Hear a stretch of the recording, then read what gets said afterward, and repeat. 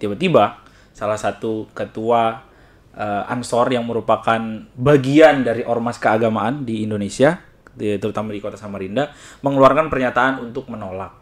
Nah, menolak itu gimana sih Bang menolaknya? Atau aku nggak mau lah gitu. Selama kita masih bisa menghirup nafas yang segar di bumi Samarinda ini, selama kita masih bisa berpijak di bumi kita Samarinda ini, selama kita masih bisa nyaman, ya kan? Ngapain kita mencari? Kalau merusak, menghancurkan, melawan agama sebetulnya, Bos. Orang masih agama harusnya melawan, jangan menerima. Sesuatu yang merusak alam itu melawan agama. Dari tahun 2019 sampai 2024 ini kan sudah berapa puluh nyawa. Orang Kalimantan Timur yang meninggal di lubang tambang. Yang meninggal. Ya kita tahu lah, meninggal itu takdir Tuhan. Tapi dalam aspek ini kan lubang tambang menjadi wasilah. Wasilah buat meninggal. Wasilah ini kemafsadatan. Ormas keagamaan harusnya masuk ke dalam ruang ini gitu. Membela, dia menjaga. Ini kan sudah konsep akhirat. Orang sudah selesai di dunia dikubur, tapi kuburannya digali. Bos.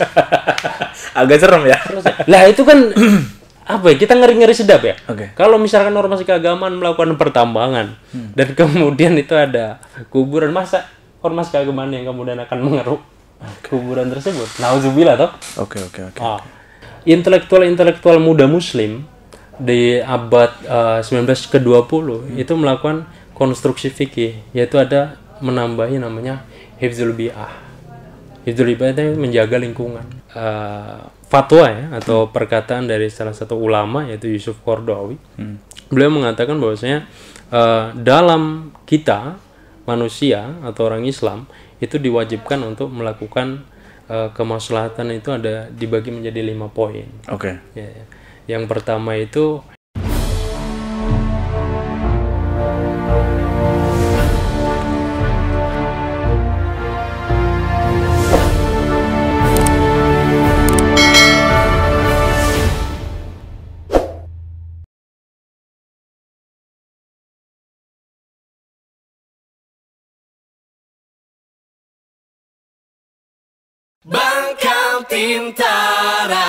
Bangkal Tintara.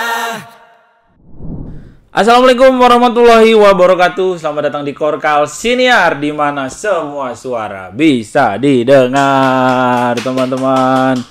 Kembali lagi bersama saya di sini, dan kali ini kita akan ngobrolin sesuatu yang agak sedikit serius, teman-teman, karena ini sesuatu yang lumayan mengganjal pikiranku dan teman-teman di Korkal Siniar. Dan untuk ngebahas itu, kebetulan nggak kebetulan sih, karena kita momentumnya bertepatan ya. Waktu semua orang membahas itu, nah si sosok yang satu ini juga kemudian mengeluarkan pernyataan berkaitan sama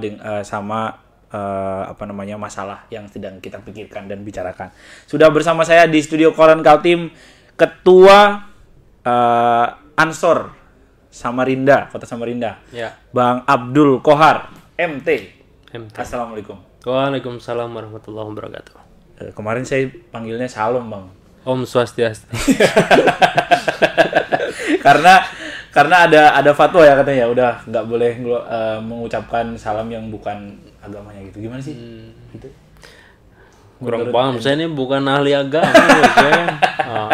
Kita mau ucapkan selamat pagi, selamat sore, yang penting bebas, Bang, ya? Saling tegur saja. Yang penting saling tegur, itu yang paling penting. Nah, teman-teman, kita kenapa atau pernyataan apa sih yang bikin seorang ketua Ansor Samarinda ini perlu kita ajak ngobrol di sini? Itu adalah berkaitan dengan pemberian konsesi tambang atau pemberian izin IUPK yang masalah, izin usaha pertambangan lah gitu ya, untuk organisasi masyarakat keagamaan. Nah, ketika isu ini kemudian beredar di masyarakat, tiba-tiba salah satu ketua Ansor yang merupakan bagian dari ormas keagamaan di Indonesia, terutama di Kota Samarinda, mengeluarkan pernyataan untuk menolak. Nah, menolak itu gimana sih, Bang, menolaknya? Atau aku nggak mau lah gitu, Ansor Samarinda nggak mau lah gitu, atau gimana? Soalnya kalau dipikir-pikir secara logika, teman-teman ya, kalau dipikir-pikir secara logika, Kalau yang nolak itu pengurus Ansor Jakarta Timur misalnya, ini masuk akal nih nolak karena di sana nggak mungkin mau nambang di mana gitu kan ya. Nggak mungkin, ini sebenarnya masih masuk akal. Ini Samarinda. Samarinda terkenal dengan wilayah yang masih cukup luas gitu, wilayah yang potensial untuk ditambang. Nah, apakah teman-teman Ansor tidak tertarik? Atau apa alasannya kemudian teman-teman Ansor Samarinda melalui ketuanya menyampaikan atau menyatakan penolak? Menolaknya itu dalam konteks yang seperti apa? Oke, Mas Rusdi ya. Kalau istilah menolak mungkin ini penting kita kemudian diskursuskan lagi ya kan?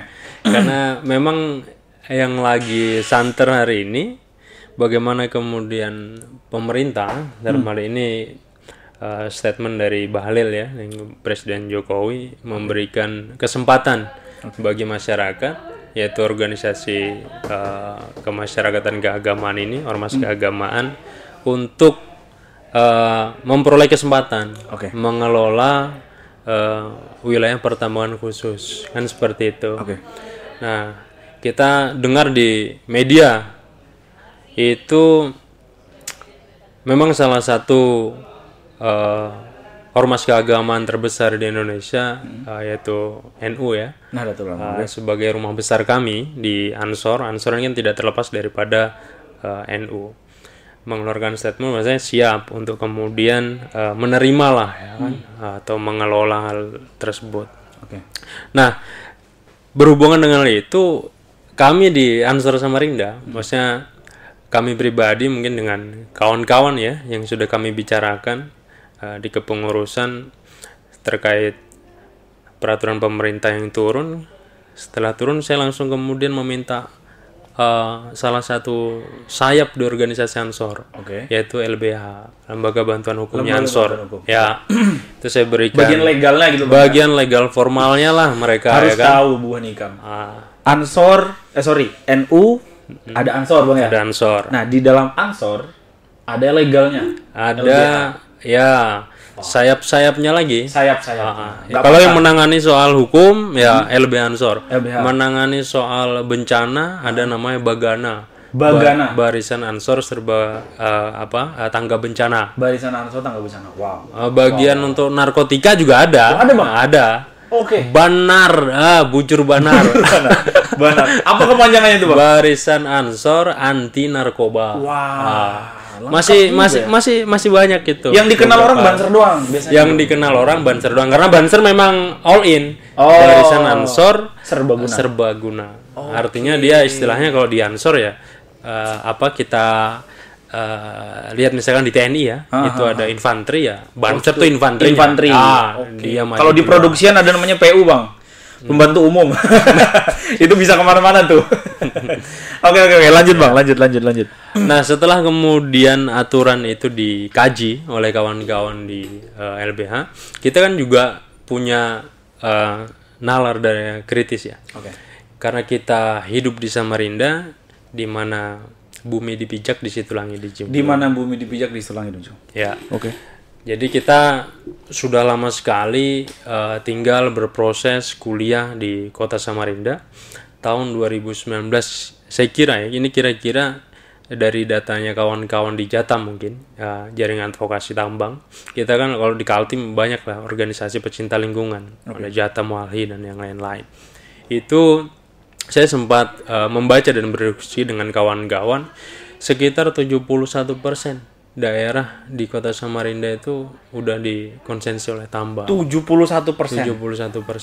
Nah, dari situ kita kemudian menjadi pemantik ya. Ini kok pemerintah dalam hal ini pemerintah pusat ya memberikan jatah kepada ormas keagamaan untuk melakukan upaya pertambangan. Sedangkan kita tahu di Samarinda jalan dari ujung ke ujung pasti ada lubang. Bukan lubang jalan bos, ini lubang tambang. Lebih parah ya kan? Ini lubang tambang. Ya kan? Kita di Suryanata, kemudian di Makroman, ya kan? Banyaklah lubang-lubang tambang yang dikelola perusahaan-perusahaan, korporasi, mungkin yang punya izin khusus, izin ya, legal, apakah itu namanya kawan-kawan yang lebih paham itu. itu juga pasca dilakukan pertambangan tidak dilakukan reklamasi. Dan tercatat kalau ini dari data Jatam dan data media juga, saya Data publik lah ya. Data publik lah ya. Dari tahun 2019 sampai 2024 ini kan sudah berapa puluh nyawa Oke. orang Kalimantan Timur Yang meninggal di lubang tambang. yang meninggal. Ya kita tahu lah meninggal itu takdir Tuhan. Tapi dalam aspek ini kan lubang tambang menjadi wasilah. Wasilah buat meninggal. Wasilah ini kemafsadatan. Nah kalau ini Mas Rusdi, kami di Ansor Samarinda juga berpendapat ya, berbicara soal pertambangan ini ketika diberikan ormas keagamaan, ini kan istilahnya diberikan ruang atau kesempatan lah masyarakat. Karena ormas ini juga bagian dari masyarakat toh. Betul. Diberikan kesempatan untuk mengelola pertambangan itu. Tapi kita di Ansor sebagai badan otonomnya Nahdlatul Ulama, sebagai anak mudanya lah ya. Oke. Anak muda ini kan juga harus memiliki nalar kritis dan juga pemberi masukan terhadap organisasi besar sekelas Nahdlatul Ulama. Paham, kemudian kita lakukan timbang menimbang bagaimana ada asas maslahah dan asas mafsadatnya. Apa itu? Ntar dulu. Ini penontonnya Gen Z soalnya nih bro. Gen Z. Takutnya nggak paham nih. Maslahah dan mafsadat itu apa artinya? Gitu. Sebelum ke maslahah dan mafsadat ya. Dalam konteks hari ini misalkan saya ini warga negara Indonesia. Saya juga orang Islam. Kebetulan saya berorganisasi Nahdlatul Ulama. Kan seperti itu. Artinya ada beberapa asas aturan yang harus kita ikuti. Ketika kita menjadi warga negara, ada aturan, ada konstitusi sebagai warga negara yang harus kemudian kita taati ya. Contohnya kita harus memiliki kartu tanda penduduk, kemudian kita membayar pajak dan yang lain-lain. Ketika kemudian kita beragama Islam ya kita harus tunduk dan patuh terhadap aturan-aturan agama itu. Ya kita tahu lah agama Islam ada Quran, ada kitab suci ini ada namanya Al-Quran. Kemudian ada sesuatu yang diucapkan, diperintahkan atau dilakukan oleh Nabi Muhammad SAW, yaitu sunnah. Nah di bawahnya itu ada jurisprudensi. Kalau kita mengambil bahasa hukum positif adalah jurisprudensi. Jurisprudensinya ini adalah fikih. Artinya fikih itu aturan-aturan yang kemudian kita lakukan sehari-hari, yang tidak tercatat atau yang termaktub dalam Quran maupun Sunnah tapi tidak jelas. Dilembagakan gitu ya di dalam bukan dilembagakan Mas Rusdi, tapi diperjelas oleh ditafsirkan oleh ulama-ulama terdahulu. Jadi kita tinggal kemudian gitu ya. Misalkan dulu zaman Rasul kan nggak ada pertambangan, Bos. Betul. Nggak ada tambang batu bara, ya kan? Betul. Tambang pasir kali ada, Bang. Kalau hari ini kemudian itu kan nggak ada zaman Rasul, artinya boleh. Nah, disitulah ulama-ulama kemudian harus melakukan kontekstualisasi atau rekonstruksi fikih. Nah, kalau kemudian saya mengambil salah satu fatwa ya atau perkataan dari salah satu ulama yaitu Yusuf Qaradawi, beliau mengatakan bahwasanya dalam kita manusia atau orang Islam itu diwajibkan untuk melakukan kemaslahatan itu ada dibagi menjadi 5 poin. Ya. Yang pertama itu hifzuddin, itu menjaga agama istilahnya. Kemudian ada hifzul akal, menjaga akal pikiran agar tetap waras, agar tetap sehat. Kemudian ada hifdzun nafs. Hifdzun nafs itu menjaga diri kita. Menjaga diri kita dari sifat dengki, iri dan lain-lain. Kemudian ada hifdzul mal, menjaga harta kita. Nah, termasuk kemudian kalau rumah kita didatangi pencuri, kita biarkan saja gitu. Nah, itu perintah agama. Kita harus menjaga itu. Maka harus kita lawan atau kita usir. Kemudian yang terakhir, yang kelima itu ada hifdzun nasl, yaitu menjaga nasab kita, keturunan kita. Nah, itu ruang-ruang lama gitu. Sudah terlalu usang lah. Bukan juga kita menafikan hal ini ya. Tapi harus ada konstruksi. Nah, intelektual muda muslim di abad 19 ke-20 itu melakukan konstruksi fikih, yaitu ada menambahi namanya hifdzul bi'ah. Hifdzul bi'ah itu menjaga lingkungan. Menjaga lingkungan. Nah, dari situ dasarnya bagaimana kita cara menjaga lingkungan? Kalau kemudian kita tarik ya dari benangnya, di Al-Quran juga udah dijelaskan kita dilarang kok Melakukan kerusakan. melakukan kerusakan sebagai khalifah di muka bumi ini kan. Betul. Nah, tafsirnya ketika masuk dalam maslahah dan mafsadat, maslahah itu adalah sesuatu yang baik, Sesuatu yang baik. maslahah. Maka kalau di lingkungan kita ya, biasa sering kita itu kemaslahatan. Ini maslahat itu artinya yang baik. Yang baik. Oke. Ya. Mafsadat apa? Mafsadat itu sesuatu lawan kata dari maslahah. Lawannya. Yaitu kerusakan. Kerusakan. Kemungkaran dan yang lain-lain. Oke. Nah, ketika kita tarik dalam ruang tambang tadi, kita masuk dalam hifzul bi'ah, menjaga lingkungan. Apakah pertambangan ini ketika dilakukan ormas keagamaan, ya kan, sekelas misalkan ABC itulah ya, itu pertimbangannya apa? Apakah itu masuk ke dalam kemaslahatan secara umum atau masuk ke dalam maslahatan secara khusus saja? Khususnya sedikit orang atau sedikit kelompok yang merasakan seperti itu. Sedangkan saya sebelum diamanai menjadi ketua Ansor, Mas, itu sudah melakukan proses ya, menjadi aktivis ya kan, belajar dengan kawan-kawan, dengan para senior-senior. Itu kita melakukan advokasi kepada masyarakat dan yang lain-lain. Mungkin salah satunya dulu kita melakukan advokasi di daerah Sungai Nangka lah, itu daerah Muara Jawa. Bagaimana salah satu daerah yang sudah lama hidupi ya oleh penduduk di situ, bahkan sempat menjadi daerah swasembada pangan waktu itu di daerah Kutai Kartanegara. Tapi datang perusahaan lah ya, korporasi, nanti cari sendiri namanya. Nggak enak ini disebut di sini kan, karena dipotong. Nggak boleh, Bang. Nah, di situ kita melakukan advokasi dan melakukan gerakan, dan gerakan itu kita kumpulkan di gedung PCNU. Artinya NU menjadi wasilah pergerakan. Artinya NU ini menjadi tempat, menjadi titik kumpul untuk orang-orang NU yang kecil itu, ya kan? NU ini kan semuanya, selain misalkan tanda kutip ya, selain Muhammadiyah itu semuanya NU misalnya. Yang Kristen juga NU. Katolik cabang NU. Oke. Kan posisinya gini, Mas. Bagaimana kemudian gedung PCNU ini menjadi tempat berkumpulnya para petani di sana. Kemudian orang-orang NU yang kecil, yang tidak bersinggungan langsung mungkin ya dengan organisasi NU-nya, tapi dia melakukan amalan dan ritual-ritual ke-NU-an. Ke-NU-an. Masa kita kemudian secara organisasi mengklaim di luar Muhammadiyah semuanya NU, tapi ini orang NU yang kemudian kena dampak, istilahnya kena mafsadat tadi. Betul. Itu tidak kemudian kita fasilitasi. Berikan ruang atau kita fasilitasi, kita tolong. Nah, sekarang ketika NU atau ketika ormas keagamaan ya, entah apapun itu, melakukan ruang-ruang pertambangan yang menurut saya lebih banyak mafsadatnya atau kerusakannya daripada kemaslahatannya. Bagaimana kemudian orang-orang kecil, kaum mustadafin kalau istilah kita Mustadafin. Mustadafin itu kalau bahasa aktivis, bahasa Mas Rudi ya kaum proletar. Wong Cili. Itu. Oke. Ya. Agak trauma sama kata-kata Wong Cili ya aku, Bang.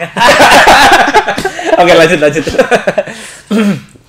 Gini, konteks Samarinda kita lihat dari ukuran kerusakan. Kita ukur ya, timbang-timbang bagaimana masalah dan mafsadatnya. Mungkin masalah lah, itu dapat profit ya. Dapat keuntungan ketika menambang, dapat kunci lah ya. Tapi mafsadatnya tadi dampak kepada orang-orang kecil. Ketika lahannya diambil, ya kan? Kemudian kehidupan mereka. Bagaimana kehidupan mereka ini kita jadikan salah satu faktor. Orang tidak bisa hidup tanpa adanya tanah dan sungai, Bos. Lahan itu. Kita bisa hidup itu karena ada lahan untuk berpijak, ada lahan untuk bercocok tanam dan yang lain-lain. Adanya sungai itu adalah sumber air yang mengalir. Dari proses pertambangan itu, berapa banyak limbah yang kemudian masuk ke sungai. Kita merasakan, Bos, di Sungai Mahakam, Bos. Di anak-anak sungai. Ya kan? Bahkan kadang sungainya hilang, Bro. Sorry, bukan cuma sungai, kuburan. Itu dia. Kuburan. Itu dia. Ormas keagamaan harusnya masuk ke dalam ruang ini gitu. Membela. Dia membela, dia menjaga. Oke. Ini kan sudah konsep akhirat. Orang sudah selesai di dunia dikubur, tapi kuburannya digali. Digali, Bos. Agak serem ya. Lah itu kan apa ya? Kita ngeri-ngeri sedap ya. Oke. Kalau misalkan ormas keagamaan melakukan pertambangan dan kemudian itu ada kuburan, masa ormas keagamaan yang kemudian akan mengeruk kuburan tersebut? Nauzubillah toh. Oke. Itu mungkin beberapa dampak. Selain dampak yang real seperti itu yang kemudian kita rasakan karena yang kita lihat ya.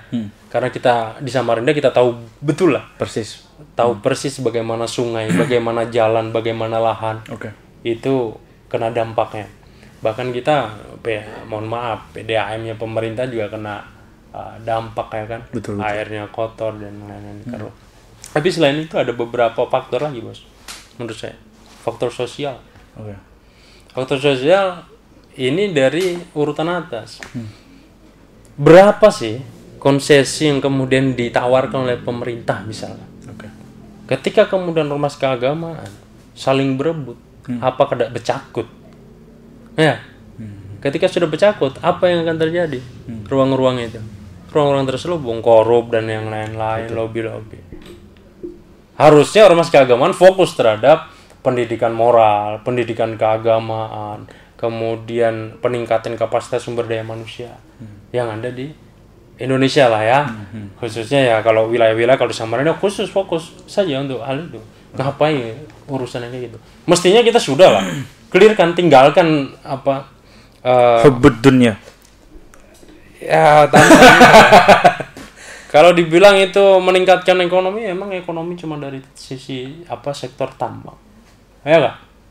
Catat, Wal. Emang ekonomi cuma dari sisi tambang itu. Oke. Tapi yang jadi penasaran adalah Mas Ketua ini ya. Jadi ketika NU kan adalah sebuah organisasi yang besar dan tentu saja ada hierarkinya jelas begitu ya. Dari pusat, kemudian ketika ada penawaran yang masuk, kemudian juga diterima secara administratif oleh PBNU. Ketika antum memunculkan resistensi ya. Wih, keras betul resistensi.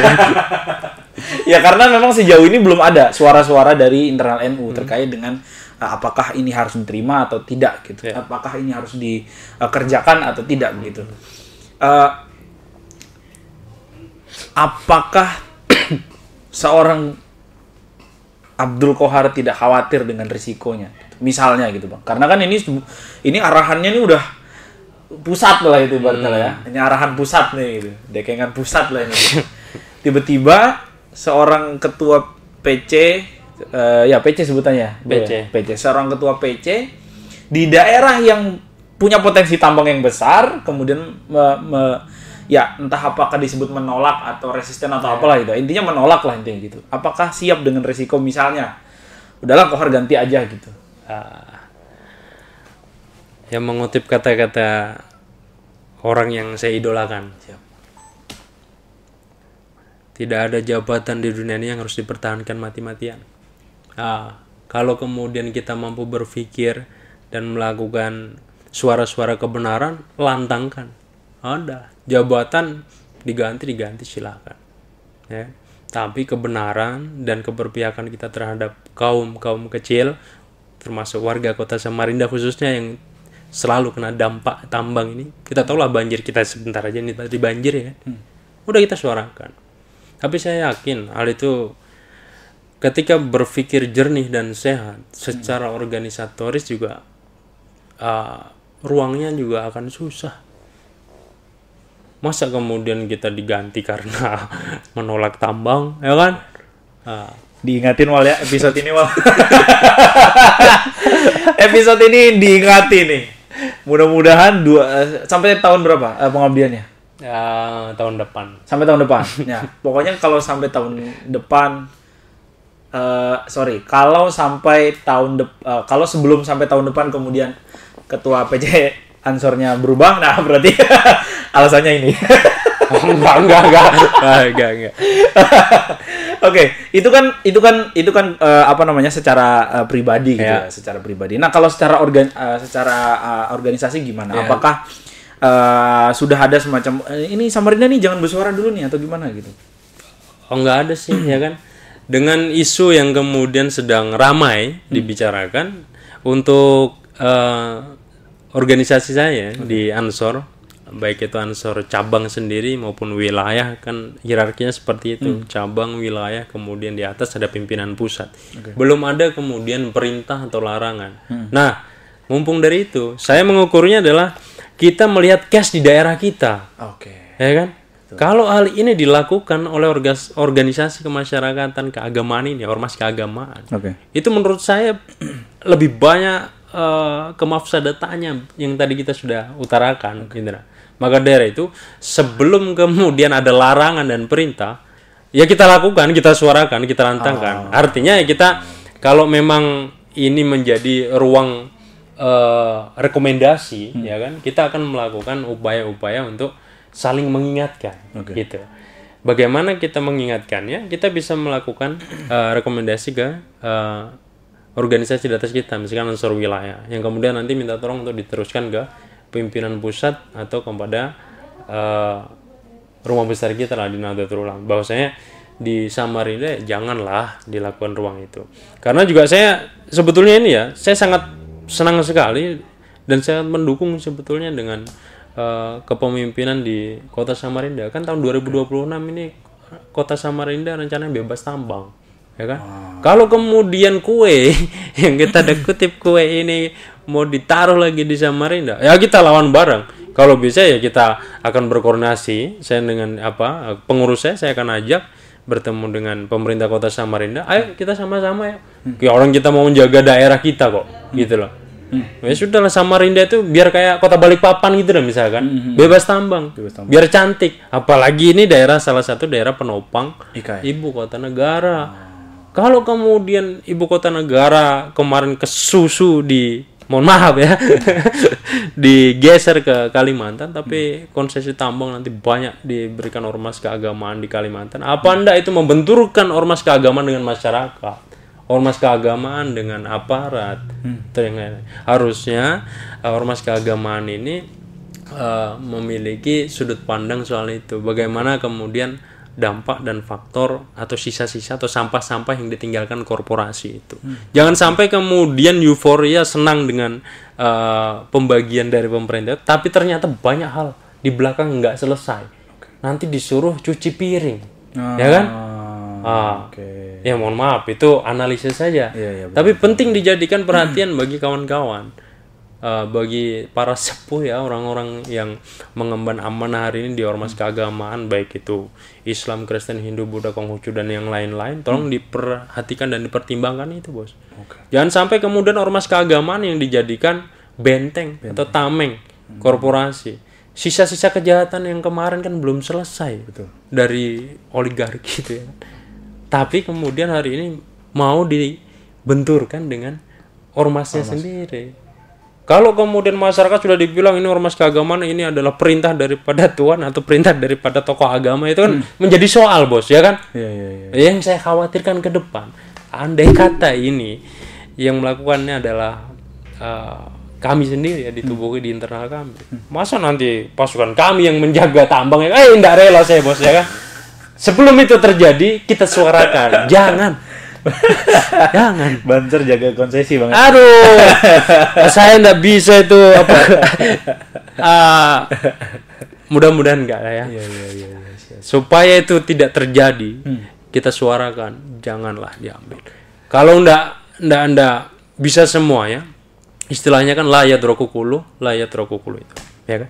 Kalau kita nggak bisa melakukan sesuatu seutuhnya, ya lakukan sebagiannya lah, ya kan? Sebagiannya. Ya, jangan di Samarinda atau jangan di Kaltim. Kita aja. Daerah lain bodo amat lah ya. Karena saya kan Samarinda kan. Antar Samarinda ya kita Samarinda jangan lah gitu ya. Samarinda jangan. Tapi pada prinsip secara global ya harusnya lebih. Oke. Tapi kan balik lagi, pertanyaan mendasarnya adalah ini pemerintah menyebutnya ormas keagamaan. Ya. which is banyak gitu. Banyak. Dan ketika kita nyebut PBNU, ketika berbicara Nahdlatul Ulama, maka tidak hanya Ansor gitu. Di dalamnya ada kemudian pengurus wilayah dan seterusnya. Ente paham dong ketika oke, aku menolak nih, oke, aku bersuara. It doesn't mean itu bakal berpengaruh gitu untuk mengubah situasi atau mengubah keputusan.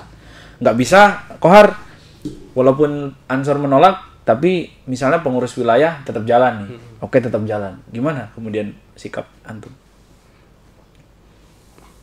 Selemah-lemahnya iman, kita tetap menyuarakan kebenaran. Selemah-lemahnya iman. Ya, karena hari ini kita masih diberikan diamanahi ya, dimandatkan sebagai salah satu pimpinan khususnya di kota Samarinda ini ya.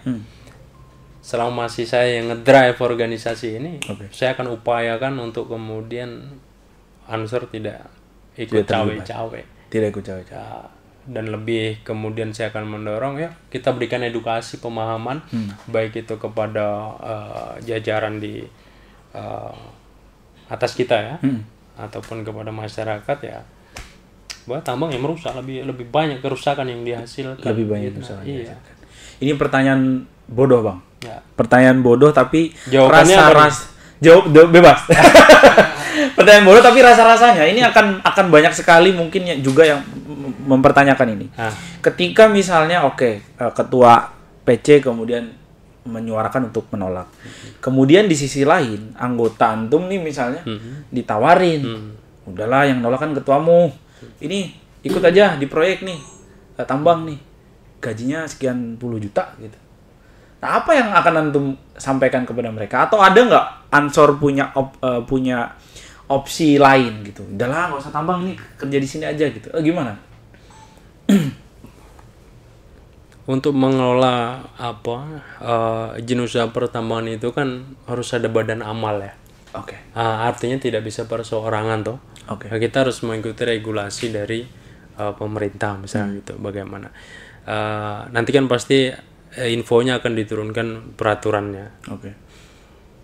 Kalau pertanyaan tadi, tanyakan sama orangnya ya kan. Tanyakan sama misalkan anggota saya atau kepengurusan saya misalkan. Ya, kader-kader misalkan. Ya urusan nafsi-nafsi, tapi yang jelas kami di Ansor ya sudah memberikan ruang. Ya kan, ruang untuk kemudian melakukan pendistribusian kader ya kalau kami menyebutnya ya. Pendistribusian kader. Karena di 10 kecamatan yang ada di Kota Samarinda dengan kemudian 9 PAC ya. Kalau di bawah hierarki saya itu ada organisasi Ansor itu pimpinan anak cabang. Di tingkat kecamatan. Di bawahnya pimpinan anak cabang ada pengurus ranting. Itu di tingkat kelurahan. Desa. Jadi kita sudah 3 tahun ini kita sudah distribusikan juga kader-kader atau anggota kita di Ansor, Banser di berbagai lini lah. Karena ngapain sih tambang ya kan? Masih banyak hal. Saya mau bilang kader Ansor sudah sejahtera tanpa tambang. Is it true? Sejahtera itu saya tidak bisa menjawabnya itu ya. Selama kita masih bisa menghirup nafas yang segar di bumi Samarinda ini, selama kita masih bisa berpijak di bumi kita Samarinda ini, selama kita masih bisa nyaman, ya kan? Ngapain kita mencari lahan tambang, ya kan? Kita mau berjualan kita, ya kan? Kita mau kerja pertanian atau hal apa. Bahkan pengurus saya itu salah satu pengurus itu dia tidak memiliki lahan, Bos. Tapi di rumahnya itu dibuat kayak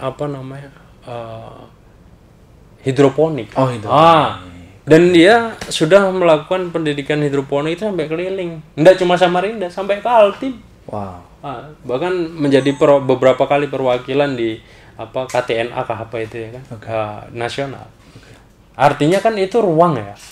Kita nggak kemudian harus melakukan kesejahteraan ekonomi itu harus tidak melulu ruang industri ekstraktif itu. Karena industri itu merusak, menghancurkan.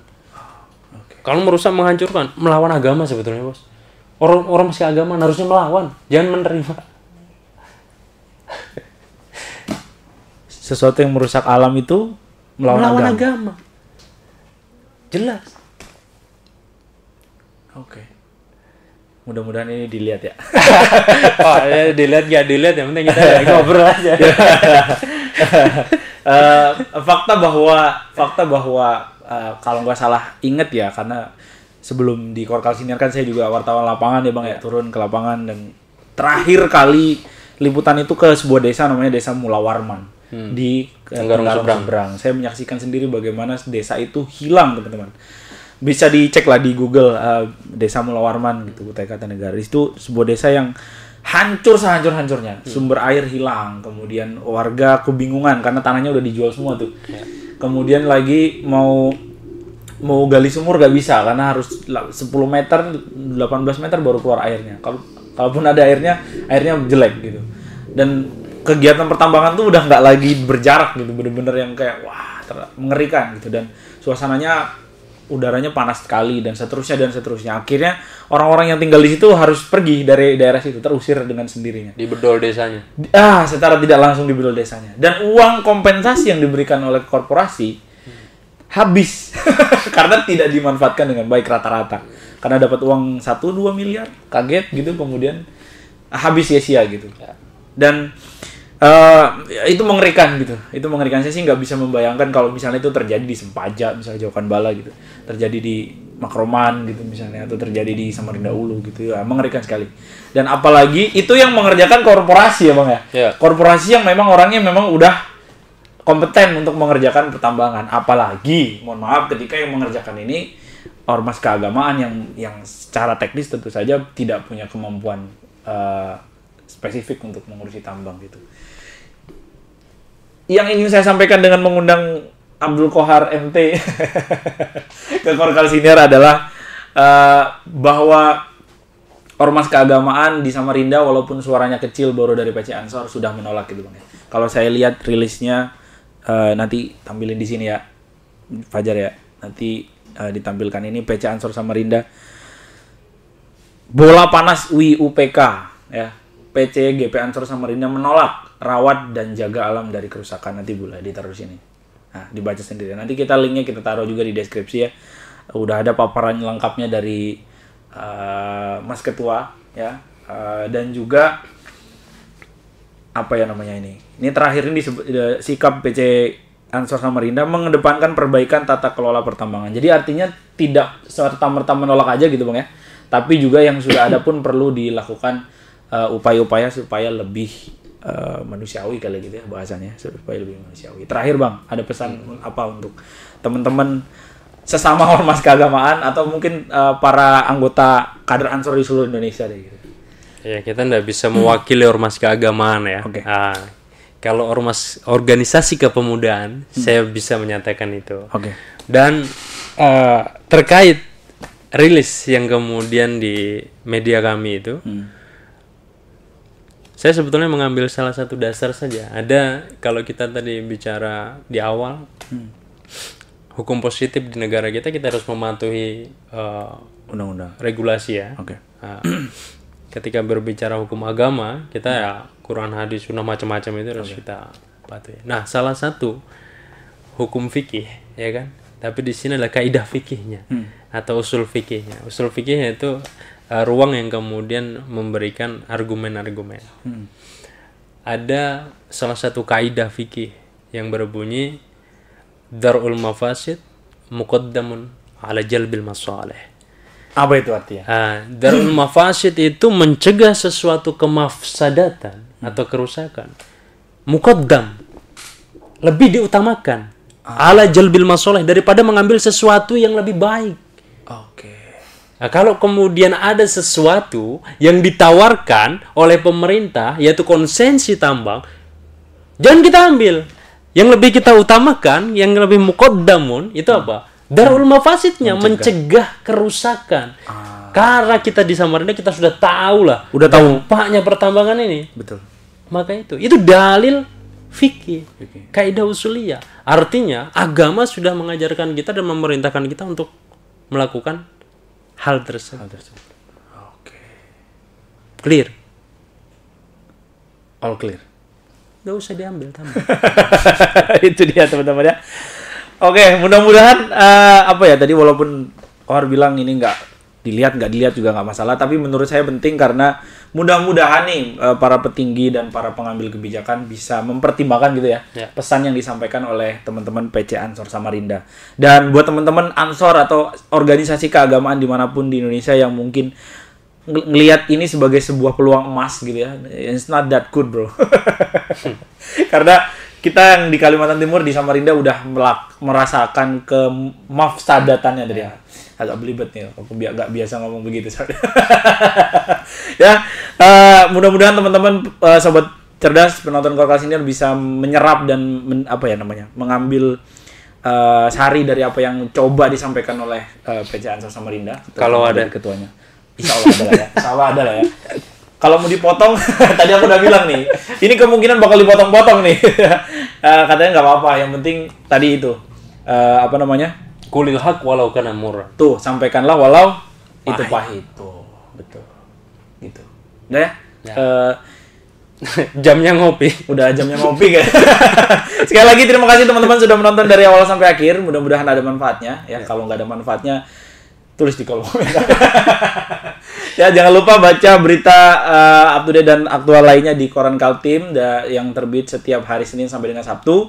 Website juga korankaltim.com, kemudian seputar fakta.com dan pusaranmedia.com. Teman-teman juga bisa ngecek informasi up to date lain di Instagram kami di @korankaltim.com. Terima kasih, nama saya Rusdi pamit. Assalamualaikum warahmatullahi wabarakatuh. Waalaikumsalam warahmatullahi wabarakatuh. Oke, sudah ditutup.